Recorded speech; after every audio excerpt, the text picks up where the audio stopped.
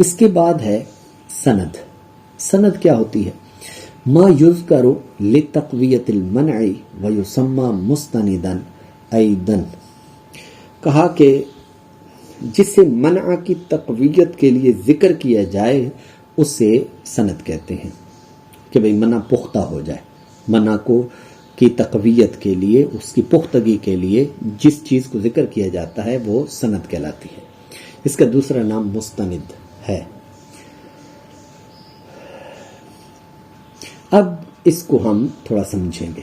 مثلا پیچھے ہم اگر آپ غور کریں تو ہم نے منع کی تعریف کے اندر بیان کیا تھا کہ منع کس کو کہتے ہیں. کہا کہ طلب الدلیل علی مقدمۃ معینۃ، یعنی مقدمہ معینہ پر طلب دلیل. آپ جب یہ کہہ رہے ہیں، اب منع وارد کر رہے ہیں، یعنی آپ کہہ رہے ہیں نہیں میں نہیں یہ بات نہیں مانتا. مثلا آپ کہتے ہیں میں کبرا نہیں مانتا اس دلیل کے اندر کہ جس میں اس نے کہا تھا کہ ہر بدعت گمراہی ہوتی ہے، تو آپ کہتے ہیں میں اس بات کو نہیں مانتا، اس پر دلیل دو.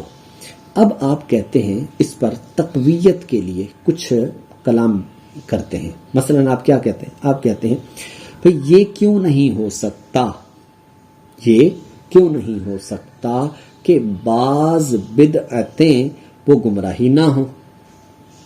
اب یہ سند کہلاتا ہے. یہ کیوں نہیں ہو سکتا کہ بعض بدعتیں گمراہی ہوں، گمراہی نہ ہوں، تو یہ کہلائے گی اس کی سند.